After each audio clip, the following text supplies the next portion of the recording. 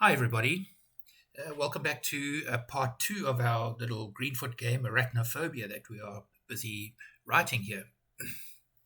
In the previous part, we did the fly and the frog, and this part here we are going to do primarily the spider. So I have made a small change here. I'm in the My World class. Okay, in the My World class, you'll notice here that we're using this get random number, get width here, and the get height quite a bit, and we've still got the spider to do as well, and that's going to do the same thing. So as soon as we start seeing pieces of code repeating, then we should actually then make little sort of helper methods to do that for us. So I've written two of them here. I've got this little method here called random x that I've written. So you probably want to pause the video here just so that you can catch up and write these two little methods for yourself. And what this is, they're two private methods. Most of the other methods that we've done up to now have been void, but you'll see that these ones here actually return an integer. Okay, so they're not void, they return an integer, and that's what it's going to return for us. So it's going to return Greenfoot get random number get width. So when I call random x, it's going to get me a random number that I can use for my x coordinate based on the width of my screen. And similarly, when I use the random y function, random y method, it will return a random number based on the height that I can use as a y coordinate. So what I'm going to do here is I'm just going to replace these out here. So that there I'm going to replace it with random x. And I'm going to replace that there. Also with random x. And I'm going to replace this one here with random y.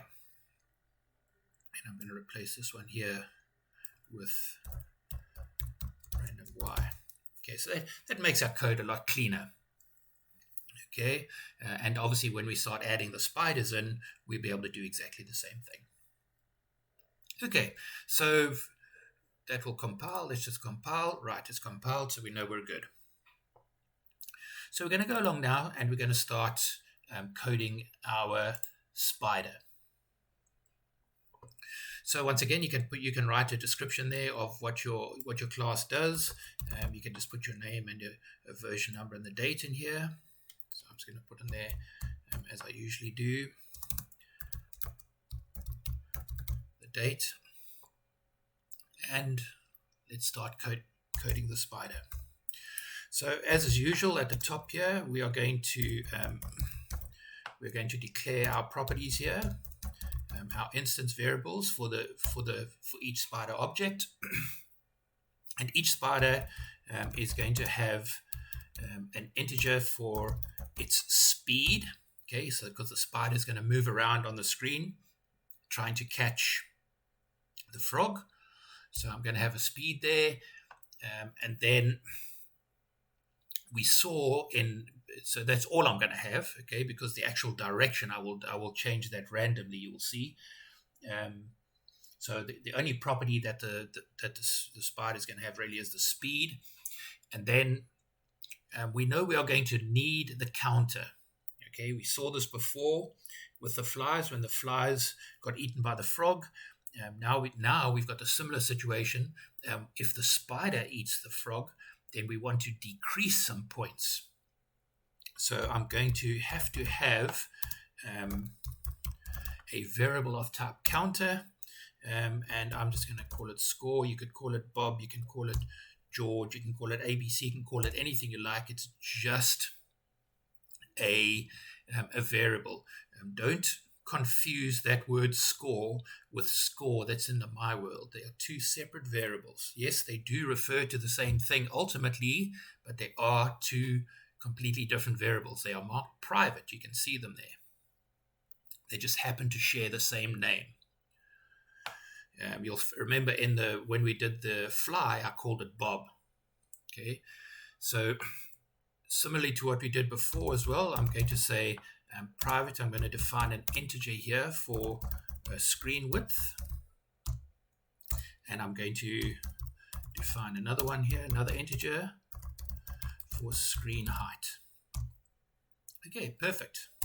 So those are the properties I'm going to need. Okay, so next up, I'm going to define my constructors, which is usually how we go about this. So my constructors is going to be public spider. Remember, it must match exactly the same.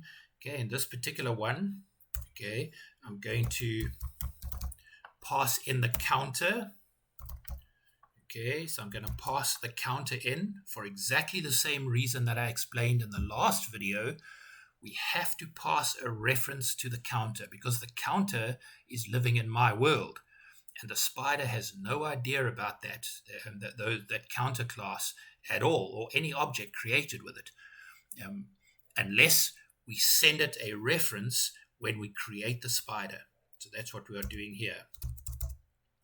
We are passing in a reference to the counter. Okay, and we are going to say speed equals 2. That's if I don't send a speed. And now I must keep that score there. Remember, this variable will die if I don't save it. So I must say score equals SCR. Okay, I must save the counter reference that I pass in.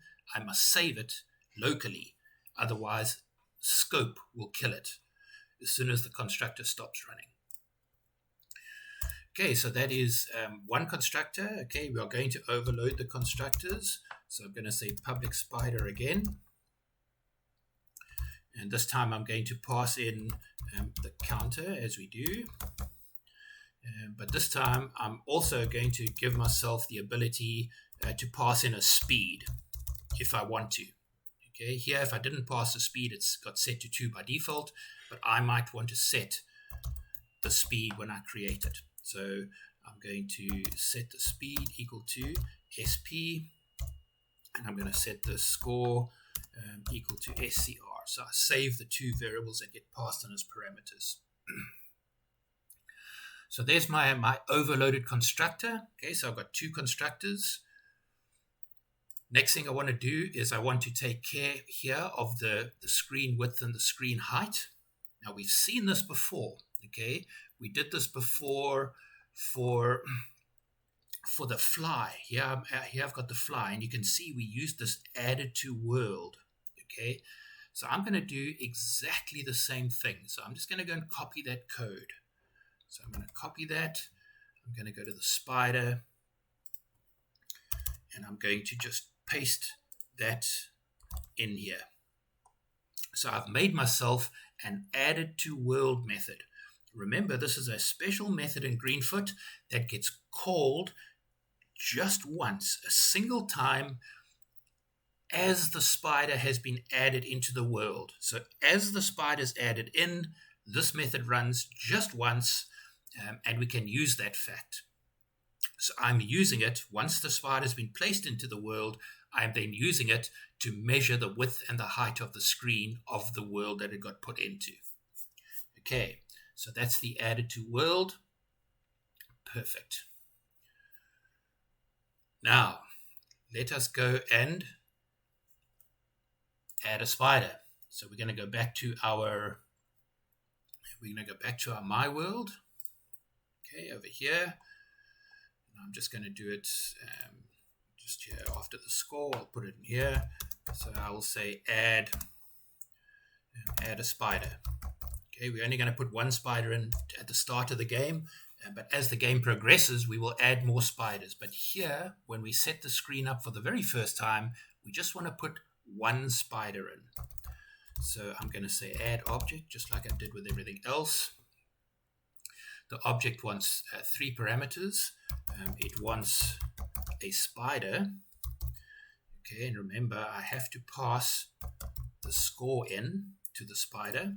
Okay, we know why we did that. And then I can say random X and random Y. I can use my 2 little helper functions that I wrote, my 2 little helper methods here, to put it in a random place. So that there should add me a spider. So if I compile that, okay, remember that score is passing the reference into the spider, and I come here, there's my spider.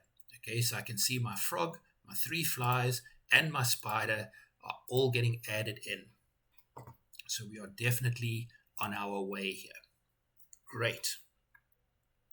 So let's go back to the spider object and let's get some movement going with it. Okay, so we want to get our spider to move. So I'm going to write a new method here called move spider, and it's pretty much does what its name says. It's going to be moving the spider around. Okay, so it's going to be private. It's going to be void. It doesn't return anything to us, no value. It just simply does a job. And I say move spider. Perfect. So in the move spider here, if I say move speed, okay, and I compile that, I come here and I say run, you'll see the spider does not move. Okay, we know why that is, because by now we've learned that that's where we can often get tricked. I need to actually call my move spider method. Okay, so in the act method, I call my move spider method. Okay, so that should now get it moving. When I run it, the spider is now moving. You can see it moves, and then it just hits the edge of the screen. Okay, we expected that because we haven't really told it to do anything. Okay, so the next thing I want to do is, and we did this before.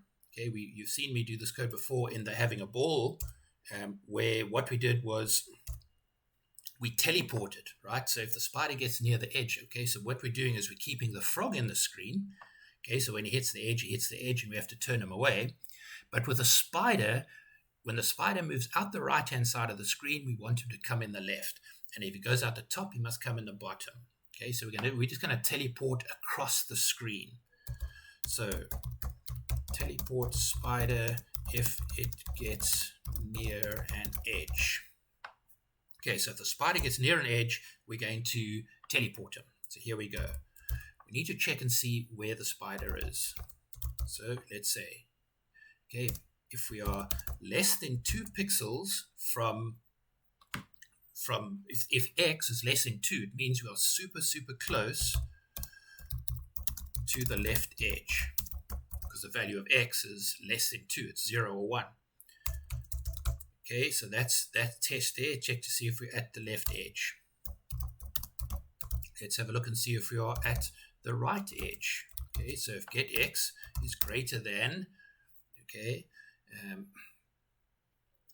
and we can use this screen width. Okay, that's why we wrote this thing. We can see here that we've actually got what the width of the screen is. So if it's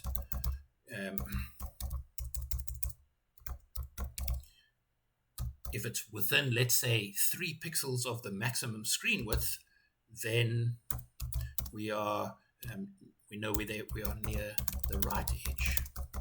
We are within 3 pixels of the right hand, the maximums of the screen size. So that's a test for that.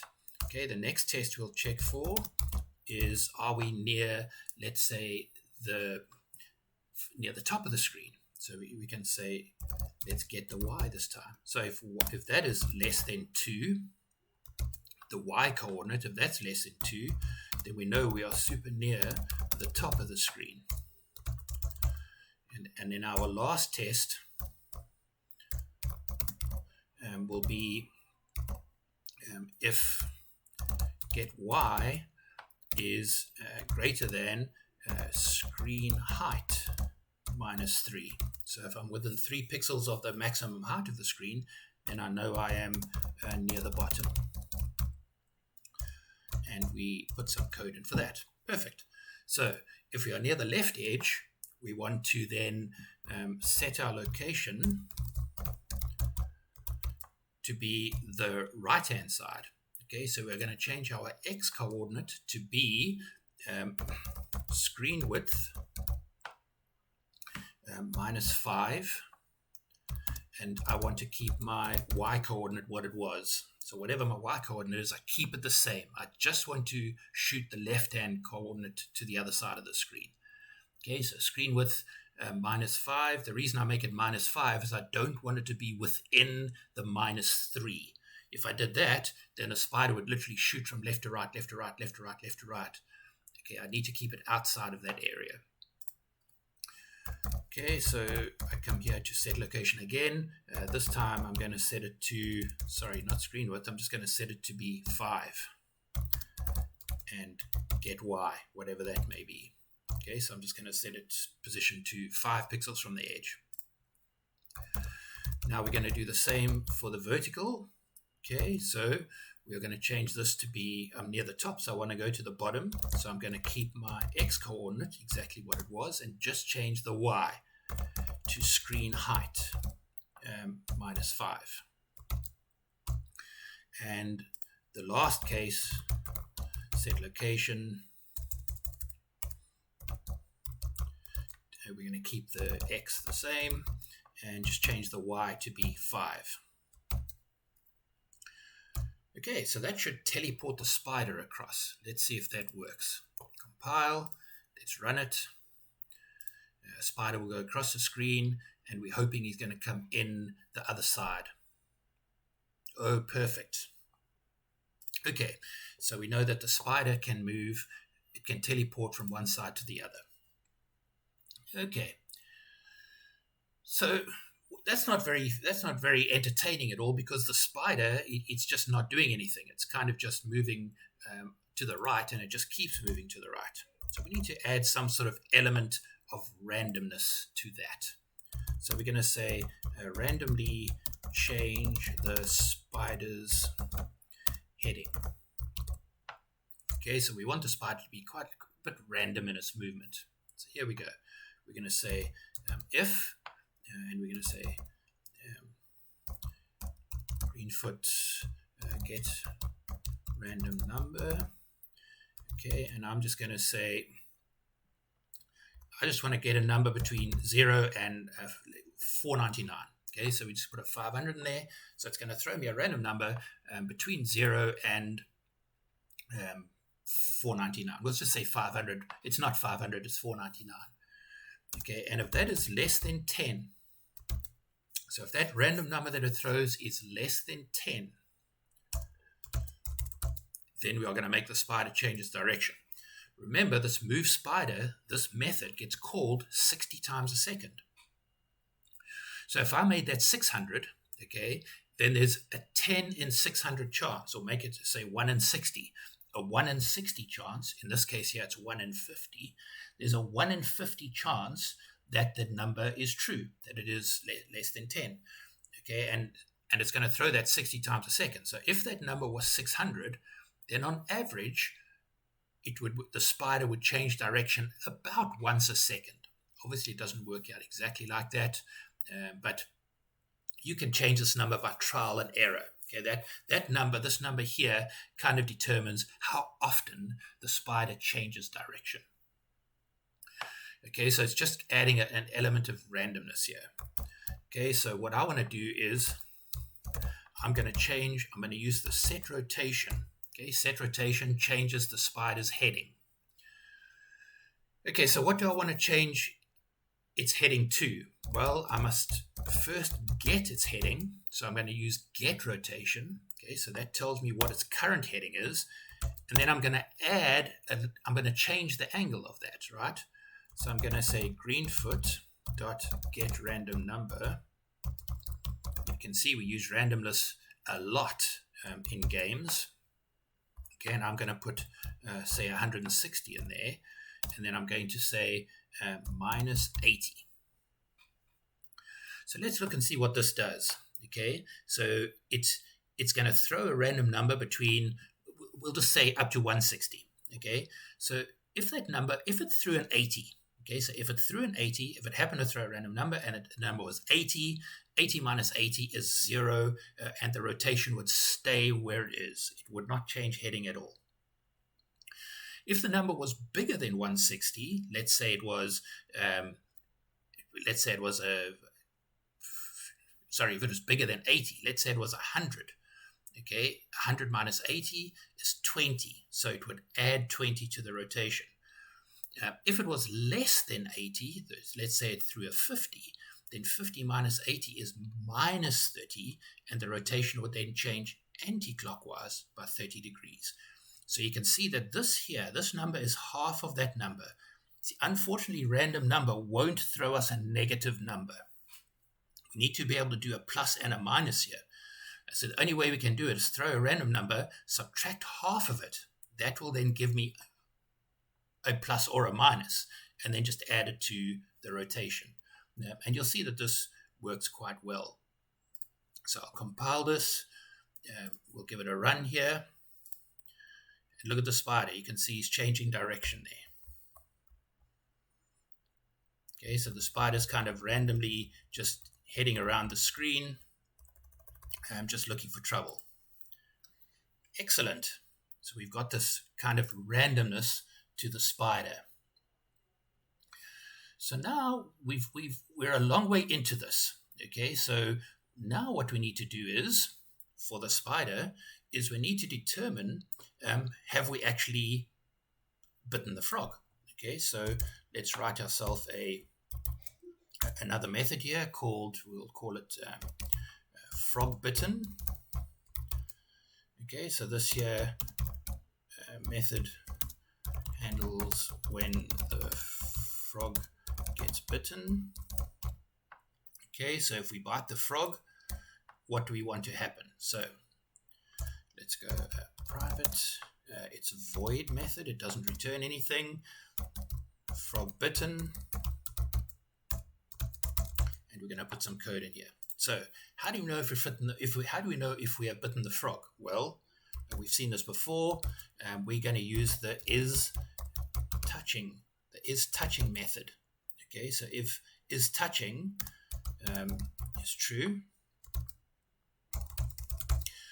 and we got to give this is touching. We got to say to it, well, what do we want to be touching? So we are saying, well, if we touch anything in the frog class. Now there is only one frog. Okay, so if we touch that frog, then whatever I put in here is going to execute.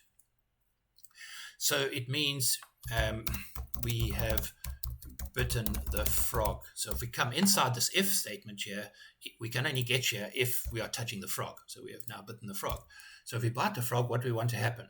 Well, we want the frog, we want the spider to teleport somewhere else on the screen. Okay, so that's what we're going to do. We're going to teleport the spider quickly, and we're going to send them to greenfoot.get random number, and we are going to use our screen width, and the other coordinate is going to be pretty much this. I'm just going to copy that, paste it in there, and we are going to be using screen height. Okay, so that will teleport the spider to some random place on the screen. And now what we want to do is we want to delete 5 points from the score. So if the spider bites us, we lose points, right? What does it not like here? Have I not got enough brackets? Yep. So let's put another bracket on there. And I'm missing a bracket from there.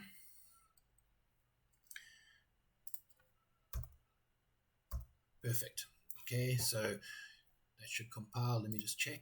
Nope, doesn't like that. Sorry, screen width is not a function. Okay, it's just it's a variable as a screen height. So that was incorrect. Okay, we had functions in the main in the my world. There were functions. Here they are just variables, just values. Okay, so we want to take 5 points off the score. Okay, so we have passed the score in. Okay, here it is here. Okay, so we've got score. There it is there. We passed it in over here into the spider when we created it. So we are going to say, we do have a reference to it, so we can safely say score dot set value. And what are we going to set it to? Well, we are going to first see what it is. We're going to use the get value getter. to get what the score is, and then we're going to minus 5 from it, and then set it back. So that they will take 5 points away from us when we get bitten. Now, obviously, this is not going to work. We must be careful we don't get caught here again. I must call this code, frog bitten. Okay, so I'm going to do that right here after the spider is moved. We're then going to run the frog bitten method, so this here will move the spider, and that they will check if we have now bitten the frog. Okay, those are both things that we've got to do 60 times a second, over and over and over. So if I compile that and I come back here and I run, okay, I've got 0 points. If I let the spider eat me, well, let me just eat some flies first. Okay, so I've got 3 points, 4 points. Let me get 5 points, and then let the spider eat me, and I should go back to 0. Boom, 0. Okay, so I got points for eating the flies, and then I lost points for when the spider got me. Okay. So we are we're well into this, and we're fairly close to being completed, but the game is a little bit easy in its current form. Okay, so what we're going to do now is we're going to make this game a little bit harder. So what we're going to do is every time we get to a round number of score, okay, so we start the game with 1 spider. As soon as I make it to 10 points, we're going to add a second spider. And if I can make it to 20 points, then we're going to add a third spider. And if I can make it to 30 points, we'll add a fourth spider, etc., etc. So we're going to keep adding spiders every time I make it up to another 10 points. Perfect. So I'm going to come over here and I'm going to add in a new property here, and it's an integer, and I'm going to call it spider boost. Okay, and I'm going to set it equal to 10. Okay, so that's how many points. This is, and you can change yours. You can make it, if you want to make yours easier and you make that 50, then of course you'll need 50 points to get a new spider. Every 50 points before another spider appears.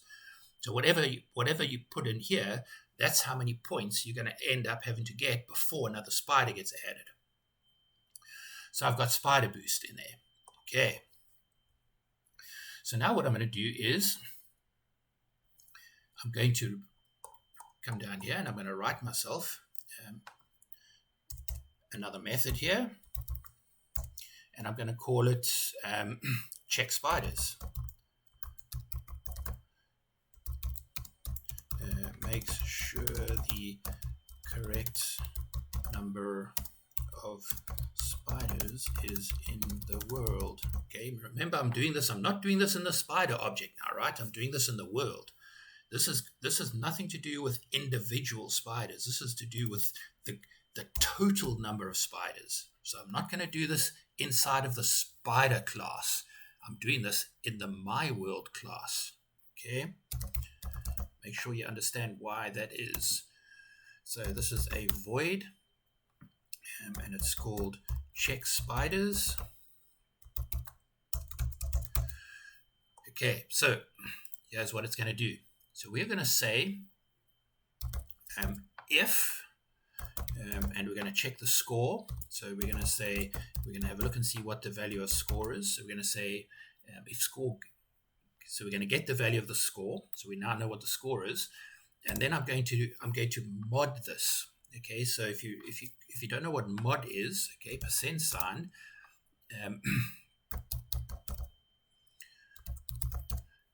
I'm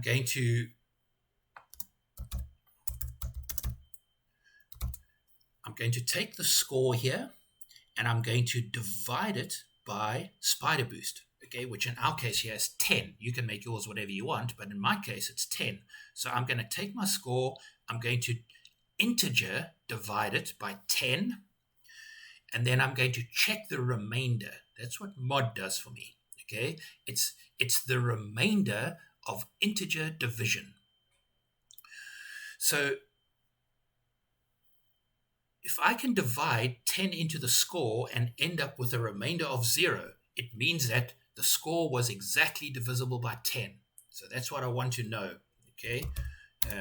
Is score exactly divisible by spider boost.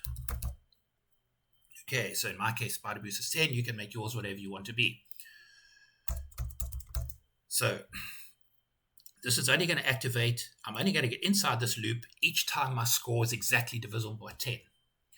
So now what I want to do is, I know my score is divisible by 10.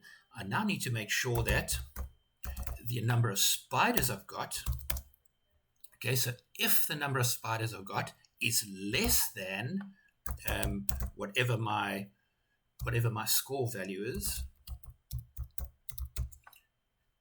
okay, so if I divide that by 10, okay, and then add 1, okay, you can pause the video and just check the logic here. So I'm making sure that if let's say my score is 30, that I've got 2 spiders. If my score is 30, I've got 4 spiders. If my score is 20, I've got 3 spiders. Okay, so I'm now going to increase my number of spiders because my score is what I need. I've got to the required score level to warrant another spider. And then I add my spider in. Okay, so how do I add a spider in? Well, we say a new spider. Okay, remember I have to pass the score to the spider. That's important. And where am I going to put it? Well, I'm going to put it at random X and random Y. Remember my 2 little helper functions that I wrote. Okay, let's compile that.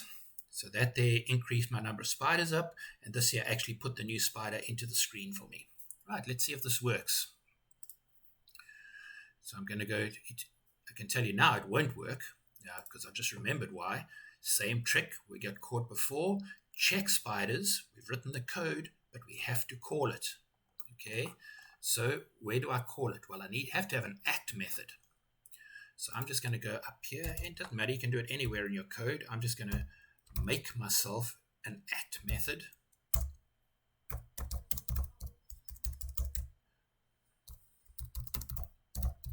Remember, this is the method that's going to run 60 times a second. It's public, it's void, it's called act. And inside of there, we want to run our check spiders. Okay, the routine that we wrote, the method that we wrote here, check spiders, we wanted to run 60 times a second to see, do I need more spiders? Do I need more spiders? Do I need more spiders? Right, let's compile that. Let's see if we go. Here we go, run. Let me steer around. Let's see if I can live long enough here that I don't get eaten by spiders. I need to get to 10 points before the next spider will appear. There's 4 of them. There's 5, 6, 7, 8. Whoa, get away. 9. Let's go get the other one. Boom, another spider. And he came in a random place, and I can tell you now when I get to 20, I will have another spider, and this game gets hard very quickly. There's 15, 16, 17, 18, 19. Okay, I need 1 more fly for another spider. Boom, 3 spiders, there we go. And boom, I've lost some points because the spiders ate me. Okay, so that is pretty much the game. I hope you had a lot of fun building this. I do realize that there are probably numerous ways to do this, certain things here, but obviously I want you to learn something as we are going along. Okay, so there are probably easier ways I could have done stuff, but this is, after all, an educational video as well as a fun video. So I hope you had a lot of fun building that game, and keep an eye here, and I'll keep making some more games for you. Right, enjoy the rest of your day.